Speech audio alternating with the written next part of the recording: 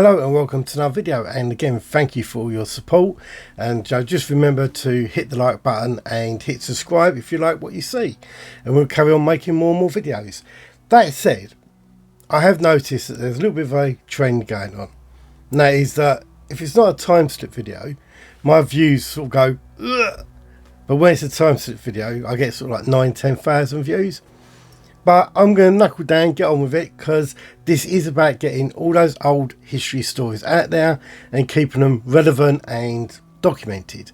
And that is what we are doing today, because this is another one from my trip to Wales, and we are looking at Cardigan, and not a cardigan, but of course we all know Cardigan from the 7th Earl of Cardigan, who wore such a garment during the Crimean War that gave its name to the Cardigan, and that is what we all know it for today. We are looking at Cardigan, the place, which is the southwest coast of Wales, and yeah, so let's get into the video. So as I said, Cardigan is on the southwest coast of Wales, and just driving to it, the scenery is absolutely stunning. And one thing that brought me to Cardigan was the Cardigan Castle. Cardigan itself was built around about the 11th century, maybe the 12th century, and it's mainly a Norman structure that sort of brought into Providence, and everyone sort of like gathered around this castle. But this castle has got some ghosts connected to it, and the one that dragged me here was the ghost of an ape. And it's not very common that a ghost of an ape comes up. So it's something I had to go and look at. Now, a lot of people first of all said the ghost of this ape is seen in the castle.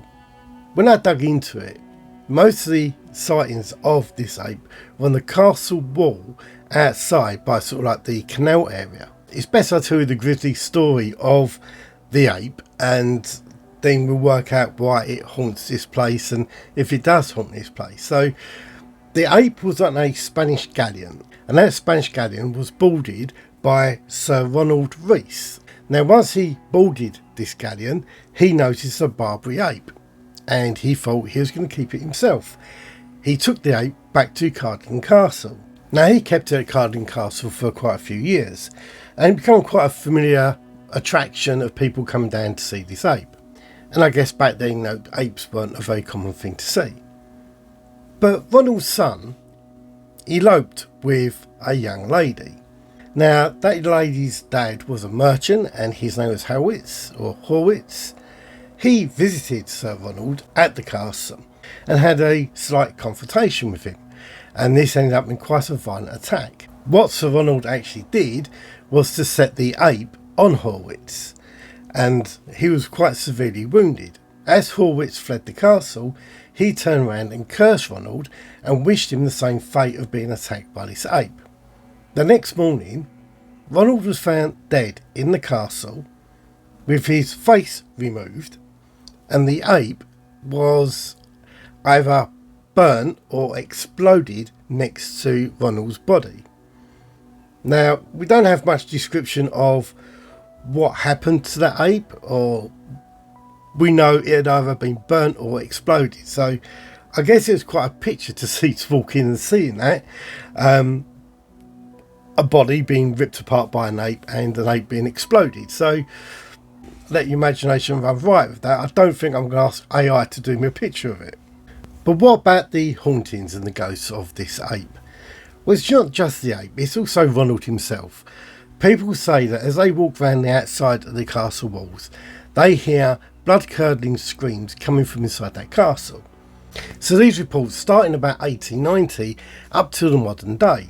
And now, even on ghost walks today, people say they can hear these screaming noises coming from the castle. Other people have turned around and said that when they're in the castle and they're on walking tours of the castle, not doing ghost stuff, they see this ape swinging around the castle. Now again, this ape is seen on the outside walls of the castle.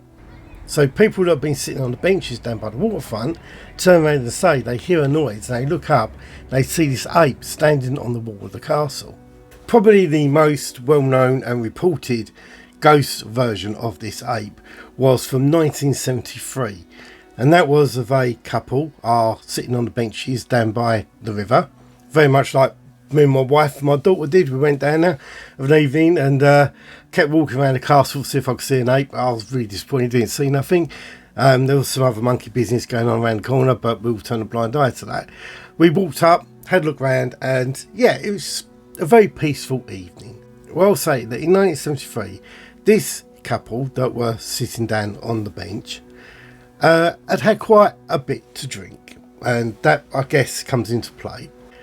The storm started kicking up. Now, this ape is meant to be seen on stormy nights. I don't know how much they knew about this story of this ape before this, but this storm kicked in and the lightning started getting quite bad. They turned to leave the riverfront. As they walked up the riverfront, they looked up at the castle. They see a strike of lightning just beyond the castle, massive clap of thunder, and they decide they're going to have to hurry. They started making their way up, and there was a second flash of lightning. This time they're actually facing the castle wall, and standing on that castle wall was this figure of this big Barbary ape. And the Barbary ape made a ape sound like this Barbary ape made a ape sound that frightened them even more. The ape started to climb down the wall before vanishing in front of their eyes. Now, leaving the ape behind, we are moving on to a second animal. Well, not an animal, but it's the Black Lion pub. This pub has a little bit of a controversy about it. Historians don't like the fact that they claim this pub has been there since 1105 AD. Other people say it's around about 1700s, maybe a little bit earlier than that. But historians will tell you that pub certainly wasn't there in 1105. That would actually make it older than the castle. So I can see why historians would challenge that, being that really there was nothing in Cardigan before the castle really arrived. I mean, it was a fishing village there, but wasn't really productive. It was the castle that brought everything to that area. I'd heard a few stories about the Black Lion, and I went in and spoke to the people in the Black Lion, because the reports I'd had was about the ghost behind the bar, and when I went in there, it didn't line up with what I was expecting to see. From the reports that I'd had, things didn't really match up. Talking to the bar staff, they told me that it had been redeveloped and things had been turned around quite recently, which really does explain exactly why things didn't match up. So I was quite relieved about that, because if I'd gone there and they told me that no, it's always been like that, the stories wouldn't make no sense to me. But as it goes, an old barmaid was walking into the pub of an evening, and she looked over to her left hand side where the bar was, and she see a gentleman there that she'd never seen before. He was there cleaning these metal tankards and putting them back behind the bar. Now the problem was that they didn't have these metal tankards in the pub at that time. She walked towards this gentleman to ask him who he was, because she'd never seen him before, and the gentleman vanished. And so did all these metal tankards that he was holding behind the bar. So again, I'm not going to say it's a time slip. I'm not going to try and get that for clicks, but I'd put that down to a ghost story. The other one we have was what they told me in the bar at the time that matches up with something that I'd been told beforehand. Back in 1930, it was said a lady was down in the cellar changing the barrels when she see a gentleman standing in the corner of the cellar who approached her and then passed straight through her body. I went to this pub with that knowledge of that story in my head. When I asked the bar staff, did they know any ghost stories about the pub? Well, no, don't know nothing. Then one bloke behind me went, well, actually, he goes, when we had some building works here, the builders in the cellar turned around and said they see a ghost down in the cellar, and that things moved about in there without them knowing. And I'm like, that's great. That adds up to what I'd already known about the cellar, and completely impartial, I've been told that something else was going on in that cellar. Now, don't get me wrong, pub cellars always feel creepy. They're cold, they're dark, you've got low ceilings, and yeah, so people do get spooked out in these cellars. But builders, again, I would not expect a builder to get freaked out in a cellar of a pub. Now, just after World War II, we have a fisherman from Fishguard who had been in the Merchant Navy during the war, and he'd lost one of his best friends from Wales. His best friend lived in Cardigan, and they'd both been out in the Merchant Navy together and got involved in D-Day landings and all this sort of stuff. His friend lost his life there. He come from Fishguard to go to the Black Lion, which was his friend's favourite pub. He sat down to have a pint by the fireplace. Was this a stroke of his imagination or a ghost visitation? It's quite late at night. He goes down to pick his pint glass up. He feels a cold breeze come across his body. As he's holding his pint in front of him, this other pint appeared and cheers him. He looks up, and sitting in front of him across the table was his old friend that he had lost during the war. The vision only lasted a few seconds before disappearing. Is that a ghost story? Is that his imagination? It's a very sweet story, but one of those ones I guess you have to take with a pinch of salt or a pint of ale. It depends what you want. Now, what do you make of this one? In 1980, a couple are living opposite the Black Lion Hotel, Black Lion Pub, and it's about 1 o'clock in the morning. They're looking out the window because they keep hearing a lot of noises coming from the pub. First of all, they think they've got a lock-in, but nothing like that was going on. They walk down to the ground level, they walk over to the pub and look through the windows. In this pub, they describe they see two elderly men having a fight in this pub. They describe them as roughly sort of like fisherman type men, that they were wearing the sort of the fishing jackets and the old jumpers, and typical image you get when you talk about old fishermen around that period of time. One of them produces a long sword, and then just like that the vision disappears. Now, this report was put out in one of the old local papers around that time, but it was put out over Halloween, and again I take those sort of stories again with a grain of salt, because like my local area, come Halloween the local papers like to put out some stories, and some of them are a little bit okay, some just feel completely made up. But this one, I guess it's the local people had reported it, so I guess who am I to judge with that? But we have got something along that street that is particularly creepy, and probably another one of the most well-known ghost stories of that area. Actually, before I go on to that story, I just want to say a shout out to the local bookshop there, the old second-hand bookshop. The lady in there was absolutely fantastic. I know that all stuff there are voluntary, I think she said, and yeah, it was incredible. Oh, the amount of old books in there, and now they've got some pretty special books in there as well that I don't want to say they're worth a lot, but no, they are to the right people. And she was trying to find some old books for me that I've been looking for, but no, they didn't have them now, unfortunately. But again, such a lovely building, such lovely people inside, and yeah, if you're ever down Cardigan Way, pop into the second-hand bookshop. Well worth it. Now, do you remember my Whitby video where we had the ghostly funeral procession up the stairs? That's seen as a time slip story. This one in Cardigan isn't seen as a time slip story, as there's no interaction with the people around it. But from the Grosvenor, now this is a pub or hotel at the bottom of the hill in Cardigan, all the way up through the high street, there's said to be seen this ghostly funeral procession going up the hill. Now, this has been going back centuries. It is described as 4 black horses carrying a hearse carriage up that hill with mourners walking behind it. Now, to be honest with you, the first reports of this funeral procession were seen by people drinking in the Black Lion. As they're sitting there having a drink, they see this vision of this black hearse going past the windows and these horses. It is said to disappear around about the Guild Hall, so it doesn't go right the way through the high street, it does seem to stop halfway along. Another report is a little bit more creepy. So we have a gentleman that is walking down the high street. Now, this is actually on a really cold winter's day. In the distance, he hears the hooves and the wheels of this carriage coming towards him.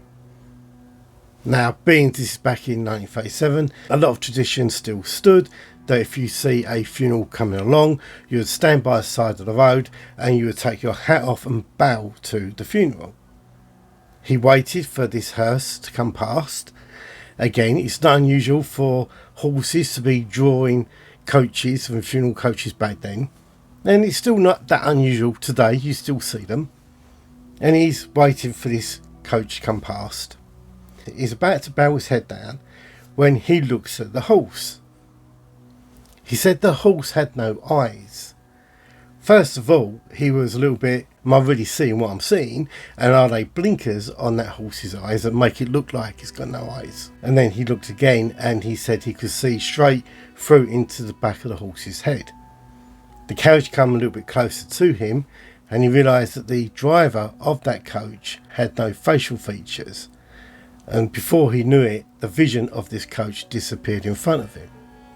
These sort of stories do pop up in quite a lot of locations in small villages around the country. But then we have another story from the 1960s where a driver is coming out of Market Lane and he stops because he sees his hearse going past in front of him. He waits for the hearse to go past and the mourners to walk out past it. He doesn't say anything strange about the mourners or the hearse or anything like that. He lets the hearse get a few yards up the road, then pulls out behind it. Now he's just waiting patiently for that hearse to move up the road.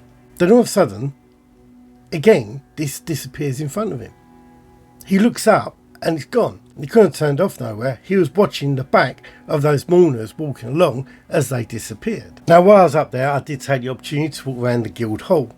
Now this is a marketplace. I call it the Guildhall. I think it was the Guildhall, but now it's an indoor market area. And I've got this big statue of the fox there. That feels absolutely brilliant. I went in there, had a look round. As I was leaving, I bumped into some stallholders.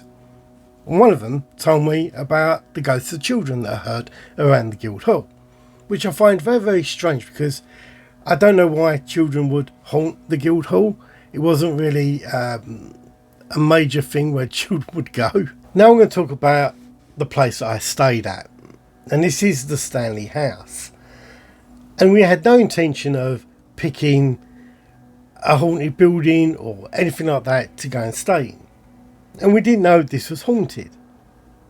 And I don't know if it is haunted, but people tell me it is. We got there. The first thing we thought was a bit weird. One is pink. Great big pink house. And you go in there and it is very old fashioned. It's very lovely. It's all in keeping in what you'd want on that sort of stately home sort of feeling hotel. Walked in there, go up to the room, we go in there and there's a book on the table, information book. You open it up and it tells you about all the people that died in that house and the history of this building. First of all, it turns out this building is built on the south wing of the Cardigan Castle. So that is where prisoners were kept and some were tortured in that area, and that the south wing of that building is slightly smaller, and that is going to be one of the entrances to the Gault itself. But people have said that this is haunted by not just old prisoners of the Gault, but by somebody called Davis. Now this name pops up a lot in that area. So a little bit of information about David Davis. So I'm going to try and read this from what was put in the information at the hotel. So from about 1881 until 1908, David Davis, John Davis and John Stevens lived here. In 1984, on March the 24th, 1884, John Davis, a solicitor and the brother of David Davis, died here at age 34. David Davis went on to be the mayor of Cardigan and he re-erected the clock tower on the Guildhall. Yeah, that's good. Pretty far there. Look, Mm-hmm. What? the bell was the church. We got the church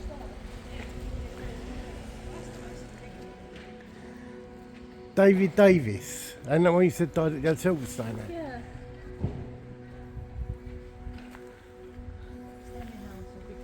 Stanley House, that's where we stayed.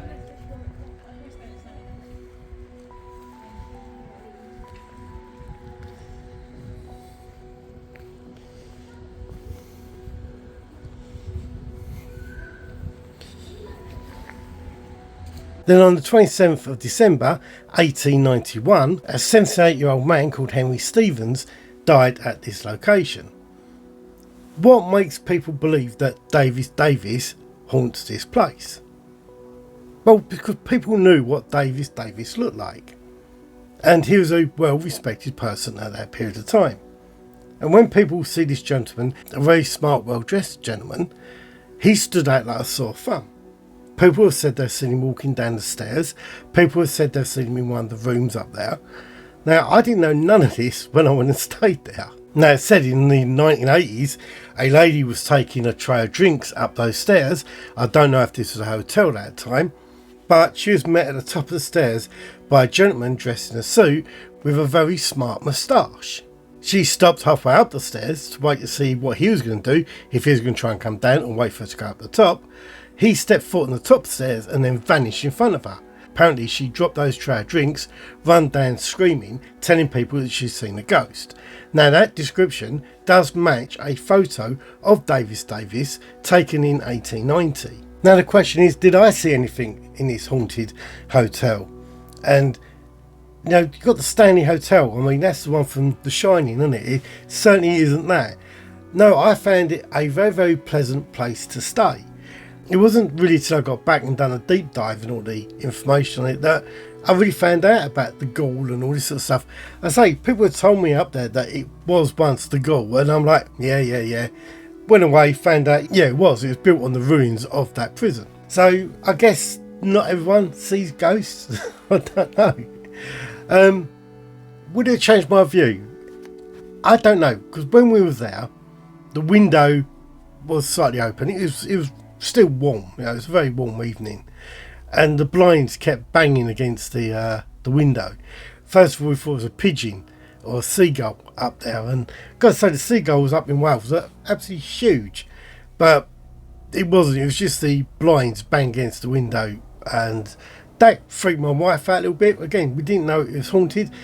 My daughter was one who found the book about all the ones who died in the building, and she's gone, "Dad, you sent us on a ghost hunt."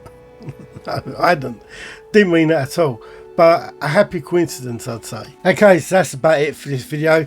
Again, thank you for all the what's occurring messages. I don't know what to do about the time-slip videos. They do get me a lot more views, which, you know, it does get my channel out there. I want to keep doing these local ghost stories. I think they're really important. It's what my channel's about, so I'm going to continue to knock these out, even if they only get 1,000 views. And there's not a lot I can do about it. That's what I'm here for. I'm trying to get these out, but I will put some time-slip videos out there.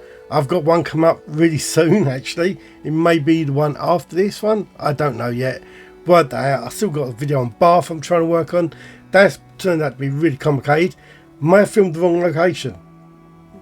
Bit of an error there, but we'll see. So on that note, we did what's occurring last time, so this time start your comment with what no time slip.